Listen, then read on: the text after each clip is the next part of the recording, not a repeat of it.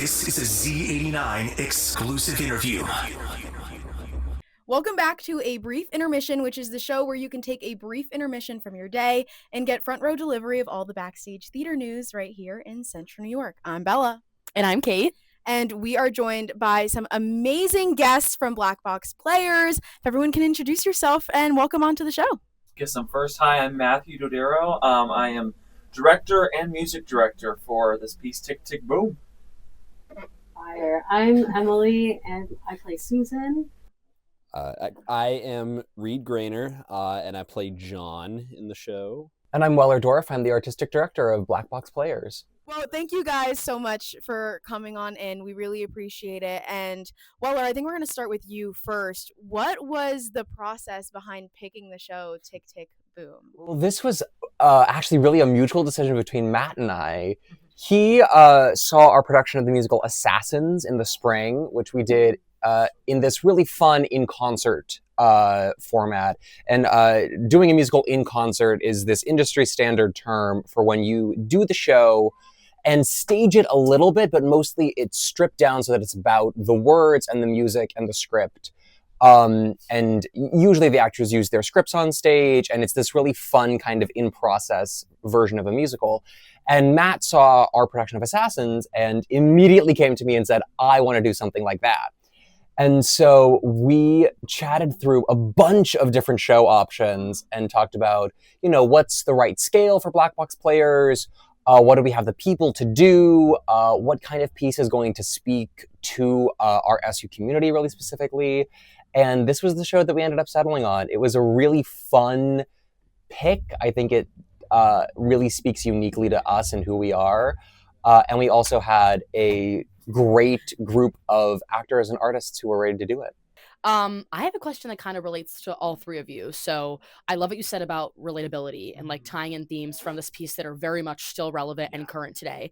But we've seen this piece before, Andrew Garfield, it blew up quite literally on TikTok. Everyone knows Tick, Tick, Boom, even if you're not the biggest theater person. So from a directing standpoint and an acting standpoint, how do you kind of take what's already been done and your uniqueness bring to these characters and how you approach this piece and kind of incorporate a mix?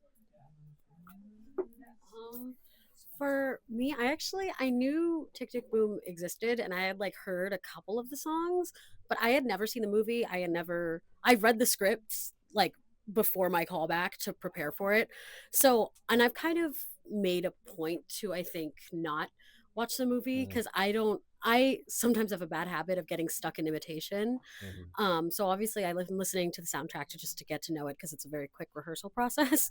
But in terms of developing the character, I've kind of done it separate from the movie, which I think is obviously just as valid as doing whichever inspirations you want. But for me, it was kind of I didn't really know the show before it, which is an interesting way and also makes me really immersed in the rehearsal process because I'm learning things on the fly, Yeah, I remember sophomore year in high school being oh my God, this is the best musical ever. And being obsessed with it and having the soundtrack on repeat. And who doesn't love Andrew Garfield? So I think coming into this, I was okay, I don't want to be Andrew Garfield. I want to kind of do the best I can to give my own personal spin on it and just feeling in a way that feels natural to me and not trying to be anybody else that's done it before. And just, I don't know, it's been, I have not watched the movie or anything like that during this entire process. I've tried to stay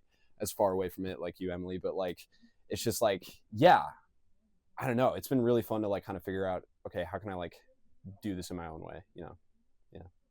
Yeah, I think from a directing side, I also have not watched the movie yet. I've heard Andrew Garfield do the songs on the album, but I have watched the original Broadway. I wasn't alive when it came out originally, but I've seen bootlegs of it, right? And so it's I think one unique thing that we're doing in our version that's a little different is we have an ensemble in our group, which if you watch the original Broadway cast, it's just the three actors of John, Michael, and Susan. And then there are different characters that are written into the script, but those are kind of played by there's the character doubles with Susan and Michael.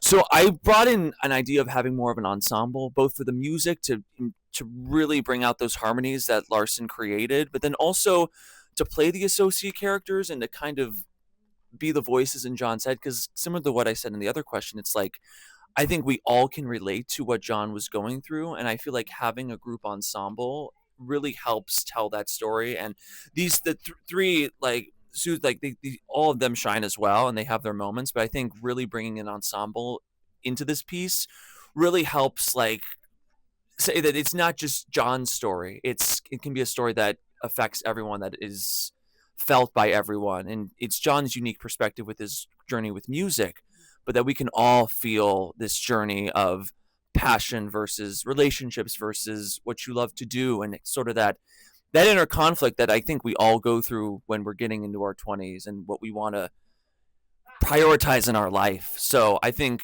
having that ensemble just really helps bring out that idea, and so that's a new exciting thing. And plus we also we had a great turnout in terms of auditions and stuff, so that allowed us to have everyone that we loved from the audition process including some non-drums. We have Grant and Caroline, so it's an all-around really just good cast of people, and I think branching out to an ensemble allowed for us to have the best cast possible for this process.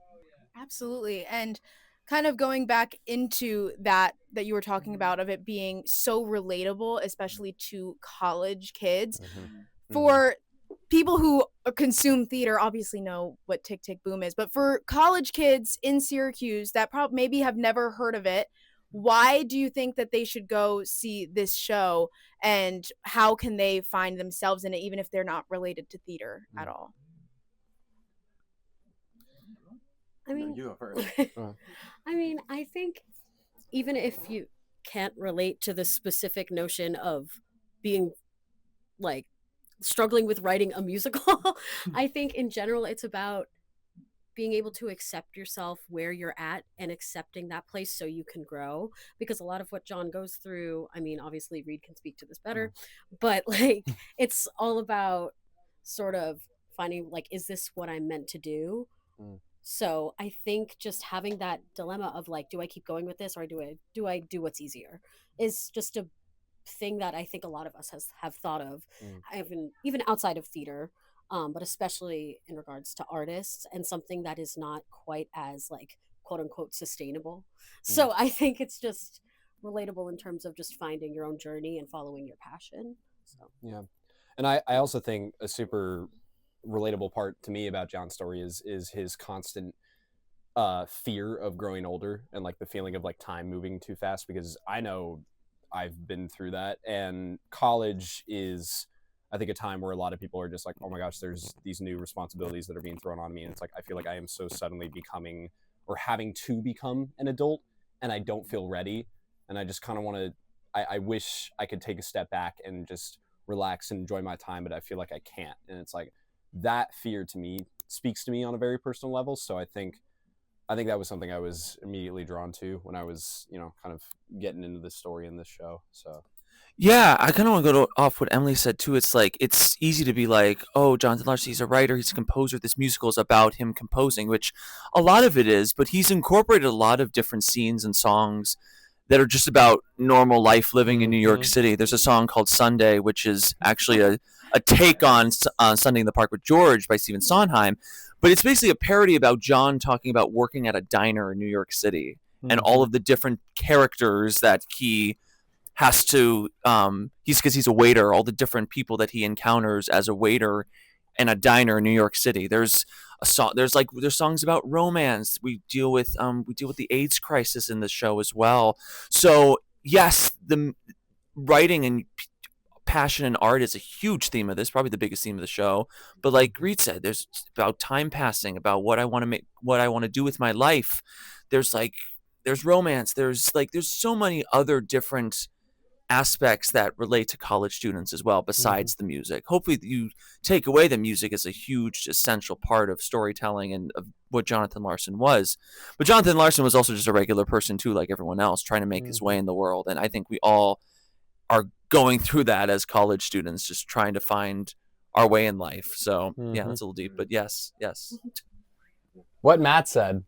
Yes, and right. Clearly we're seeing a lot of like heavy themes in this piece. So, and you also mentioned the rehearsal process being kind of, fast. It's not a lot of time to get the show together, which can be stressful.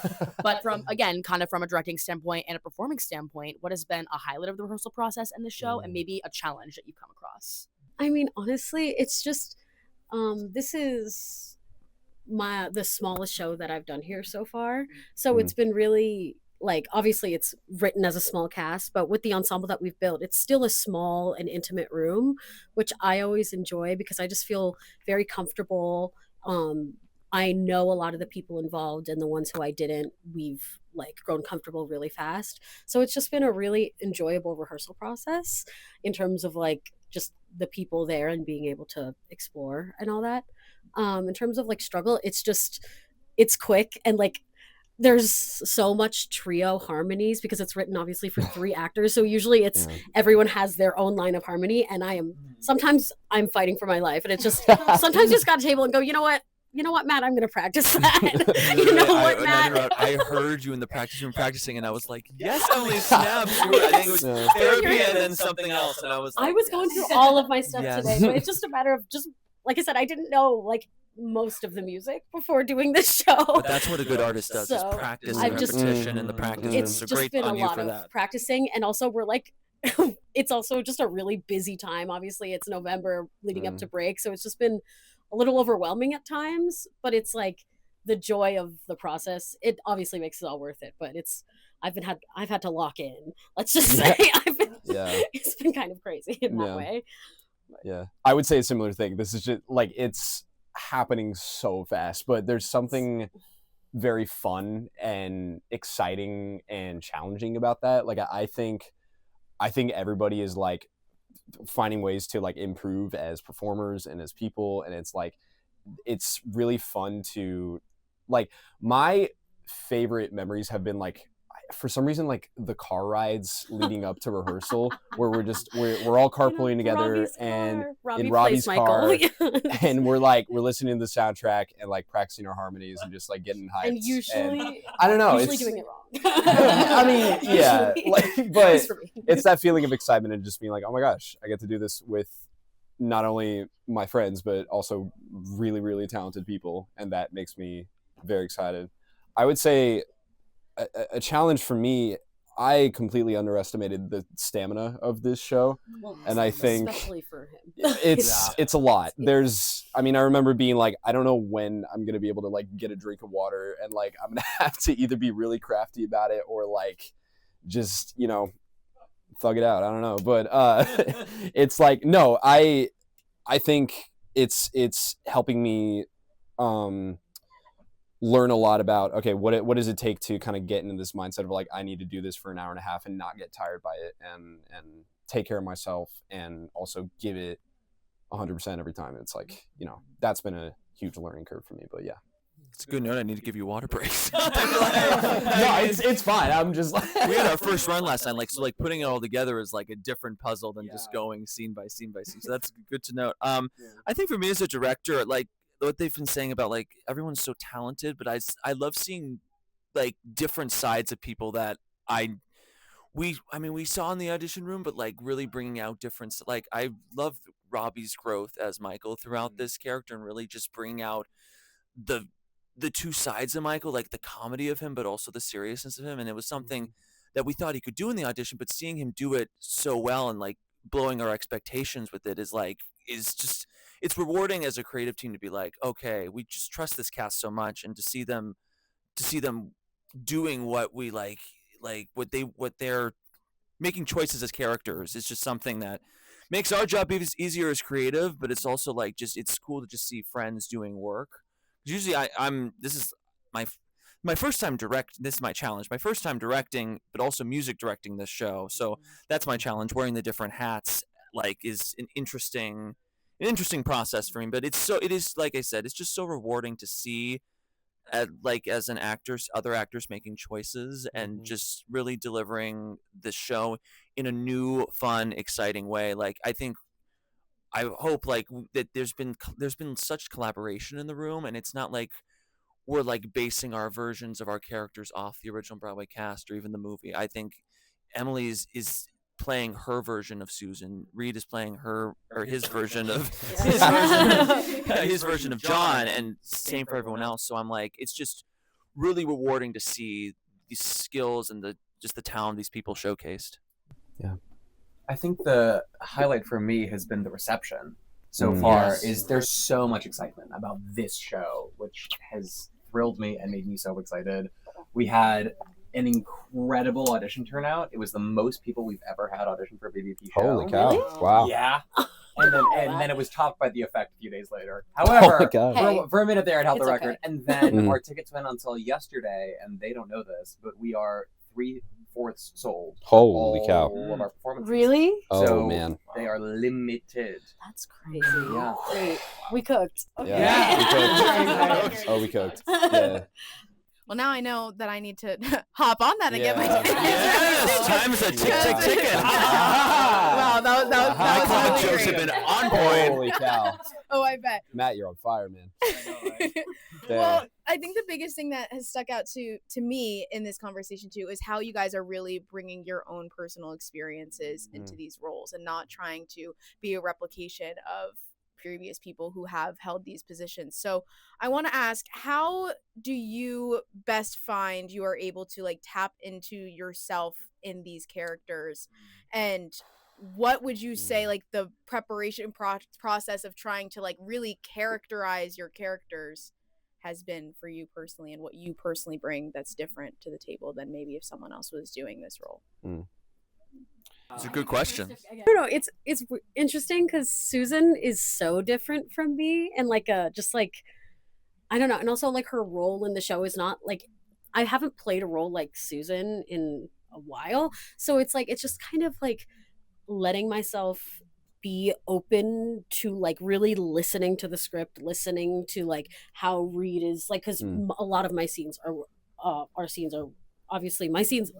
I'm sorry, a lot of my scenes are with Reed, so it's just Yes. like listening to him and listening also to the text. And when it comes to like dropping into the character, this sounds like kind of stupid, but I like imagine my costume, imagine how I'm gonna do my hair, imagine how I'm gonna do my makeup, and that kind of like forms like how I sit, how I move, like just like imagining what I'm wearing and how I'm gonna feel wearing that, and especially wearing something that's not what I would usually wear, like really just I don't know what it is, but it really helps me kind of think of myself as someone else temporarily, especially because it's so easily removable, and then I can become myself afterward again, even if I'm not physically wearing the clothes. Just like thinking about it really helps. So. Yeah, I'm a very like visual person, and it's like I think there are so many images that are brought up in John's monologues and songs, and just images of his life in the city and what he's seeing and the people he interacts with, and it's just like I think really honoring those beautiful descriptions and just like really thinking about like I'm in my apartment and I'm looking at this busy city at night, for example, like in my scene with Susan, or like, you know, I can see the bird chirping or whatnot. I don't know. It's like it's yeah. I think there's something fun in it, in being able to imagine like these things, and it honestly makes it kind of relieves some pressure of being like I have to like quote unquote act, and it's like, oh, I just like am playing around and seeing what John is seeing. But I mean, beyond that, I think John is very relatable to me because I'm an overthinker, and I am, you know, I feel like I carry a similar like ambitious mindset to him. I'm not 30 years, or I'm not almost 30 years old, and I'm not currently living in the city, so those aren't things I can't directly relate to, but my way into him is like I can relate to what he wants and what he's afraid of. And yeah, I have a question from a directing standpoint. You mentioned that it was your first time directing and music directing. So A, how have you navigated that balance? And B, how did you approach this text? How do you approach blocking? Is it more collaborative? Do you do it beforehand? Is it more interactive? What's your process for all of it? Well, yes, it's my first time directing. I've done some like assistant directing in high school, but like this is my first time directing. Actually, my second time music directing a show. I did BFA. Shout out to BFA. That was another black box player piece. Fall 24. Yes, Zach Asnes. Yes, Zach Asnes, who's in New York City now. So yeah, wearing both those hats has been challenging. I think I have such a good creative team with me too. I have Aliana as my assistant director, yes, and Maisie, Aliana Spezzi, and Maisie, my stage manager. They both have just helped me so much through the process, like keeping track of notes and like who is singing what and like where the stands are and stuff. Because that's a huge part of this as well, is just like the technical aspects. And as a director, you come in with like at least I came in with like the vision of like, oh, here's how I want the characters and like the song and the music's the sound. But I think one thing I forgot about is like all the tech stuff. I'll wear the stand, like I call it standography, where the stands go, where the chairs move and stuff like that. So they've been such a good help with that. And I think from like a character perspective, like I said earlier, just really making it a collaborative room. I know the people we casted are really good at what they do, and we're all still learning. We're in school, but I think making it as such an open and collaborative room as possible is the best way to get ideas that are the most like genuine for these actors to play. I know I'm a BFA musical theater, so I'm usually on the other side as an actor as well. I tend to express myself more as a character when I feel like I'm given that freedom, if that makes sense. There's so many different types of directors. There's your like Fosse, like has to be everything in place, like certain way of things, and then there's directors that are like, what are you feeling in this moment? What do you feel your intention and tactics are? And I think I sway more towards that second, mostly because I'm not as experienced as a Bob Fosse or like a well-known director, but I also am like, I want to hear what these actors have to say, because I feel like as an actor myself, like I have ideas that I want to express, and I hope I've created a room where that is possible. And I think I'm really interested in like just genuine performances, and I think having those ideas and those sparks and those instincts coming from the actors and not from the table, I think is a great way of making that.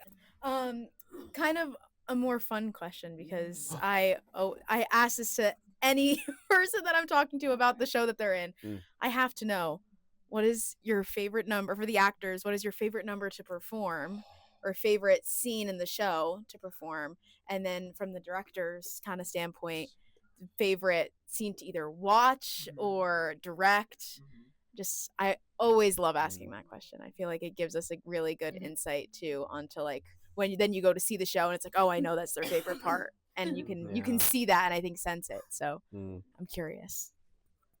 I like therapy. Yes, it's so iconic. That's a fun one. It's so fun, iconic. and it's like, I don't know. It just like, it feels good to like vent. Like, even though obviously it's imaginary, I'm kind of like, yeah, like I'm pissed right now. Yeah. Like I like it. I think it's fun. And then I also really like Johnny Can't Decide, because I love that song. I think it's so pretty. And I like hearing the point of views of each different character and how they sing and how they talk about like John obviously deciding, but also what they want. Like I really like that song, so I probably say those two. But if I had to pick one, it would be Therapy, just for the record. Yeah. I mean, I think I kind of guessed, because it is such a fun one. But, Right. But Yeah. I would say, I mean, I know we like just learned it, but Louder Than Words is like such a great. It's hard, but I love the harmonies in that song, and like I don't know, I think it's just such a great closer to the show. I also love doing No More with Robbie. I think we've found a way to like really just have fun with it and be bros in that song, and it's really great. Also the office scene cracks me up. Like I look forward to doing that Shout one out every to Mary time. Potter. Yes, shout out to Mary Potter. It's very well written and very funny, and I just like I always get a little like, ooh, it's coming up, like whenever we're about to do it. Yeah. For me, this is an interesting one. I like Why a lot, just as its point of John having this epiphany of like, I'll give some context. Like, he discovers that his friend has AIDS, Michael has AIDS, and does not have much time left, and really brings this his big question that he's been talking about the whole show of like, what am I going to do with my life? What am I going to do with? Do I keep writing music? Am I, because Spark notes of the show, he's writing music but isn't getting a lot of traction or offers for his stuff. So he has this big fundamental like crisis of like, is this what I want to do? I'm not getting much success out of it. And basically the scene before why is Robbie being like, Robbie, who plays Michael being like, you got to do what you love, man, because you don't know it when you might not be able to do it again, you know? So like really analyzing John's like discovery of like, he's going to do what he loves, whatever happens, because I think, not to do the relatability thing again, but I think as all of us theater people, we get the talk of, why are you at a BFA for musical theater? What are you like? How are you going to get What's money? your Like, plan B? Like, what's your backup? What's your backup? Thanksgiving's coming around. I'll definitely have someone be like, yo, you're doing that theater thing. So like, but really, where was I going with that? Like, we get those questions of like, you're financially, this is not the most successful industry. Why are you doing this? And like, I know personally, like, I chose this because I love it and I want to do something I love rather than be bogged down by something I don't love for a financial benefit. I think and I think John has that epiphany as well of like, he loves doing this and this is what makes him and this is what his special gift that he brings into the world. And so discovering that in this song, Reed does a great job with it, but just the idea, I think, like I said, we all can relate to just, we want to do what we love because it's what we love and what gets us up in the morning, you know? And so I really like that song in the show, just that discovery that John makes. But Therapy is also fun to play. I anytime the harmonies, like you said, they've done such a good job working on these harmonies, and like they're not easy stuff. It's like, so when it really hits and really clicks, it makes a great sound that we love and we know the audience will love too. So yeah. 3090 is the reason I picked the show.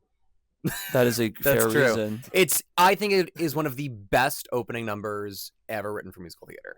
Yes. I think those opening moments with the piano and the little monologue that comes right before it, they're just so immediately compelling, and you get dropped right into the middle of the story so brilliantly. And it also is just such a good song. Yes. It's so catchy. And it's really, I just really enjoy how it introduces the story and the characters, and it's so specific. And it, a good opening number for a musical should immediately build the world of the play, and that is what that number does. And so, I just love it. I love that song. 100%. It's also the hardest song in the show, so it's good that it's at the start and like, and then I'm like, okay, good, that's over, cool. Yes. Oh, okay. By far. I mean, yeah, but like every time I think about this song, I'm like, all right. Flashback. Okay, here we go. Dude, we have no set. We have like no like. So we have chairs. We have stands. We have the Sutton Pavilion, which is the location of our show. It's gonna be great. What 6 and 9:30 on November 20th? Yes. But anyway, so we don't have like a set or anything. So like what Weller said, that song, the music and text alone just do a great job at opening our show and really, like he said, transporting you into the world of the show without having the big technical, like the set comes in or the characters come out in costumes. Those are fun parts and those are essential parts of some shows, but we don't really need that in this show, in this case, in the way we have it. So yeah, it's good answer, Weller. Thank you. Honestly, I think the show kind of benefits from like a more minimalist style, because I think then like I feel like it like is one of those shows where I'm like, man, like this kind of is a concert version show, and it's like I don't know if like I can really see it. I don't know, like No Elphaba flying in. Right, yeah. Like No. big Linda flying in on this No. bubble. None of that. Yeah. So one last time, just to close us out, if you could just tell us when and where the show is and how to get tickets and what we have to look forward to with Black Box Players as our last question. Oh, you got it. Oh, I'm He ready. said this many times. Tick Tick Boom is running next Thursday, October 20th, in the Sutton Pavilion at 820 Genesee Street, East Genesee Street, at 6 o'clock and 9:30 p.m. You can get tickets on our website at www.sublackboxplayers.org. We will also be doing another show very, very soon. Right after we're back from Thanksgiving break, we're doing The Effect by Lucy Preble, which is a really exciting, really fun sci-fi play about love and morality and what it is to love another human being. So these shows are kind of speaking in dialogue to each other, because this one is like, what does it mean to be alive? And that one's like, and what do you do while you're living? And it's I'm really excited about kind of the double header that's happening there. So that will be December 5th through the 7th. And all of that information is available on our website and on our Instagram, the username of which I am checking I get right is SU_BlackBoxPlayers. Amazing. Did I say October 20th? You might have. I meant November. Uh-oh. November 20th. Next Thursday. I clocked that and I was like, 2026? Nope. November 20th. Amazing. Okay, well, thank you all so much for joining us today. This Thank was you so such a much. great conversation, and thank you all for listening and tuning into a brief intermission here on your party station Z89. Now, until the next cue, this has been a brief intermission. Tick, tick, boom.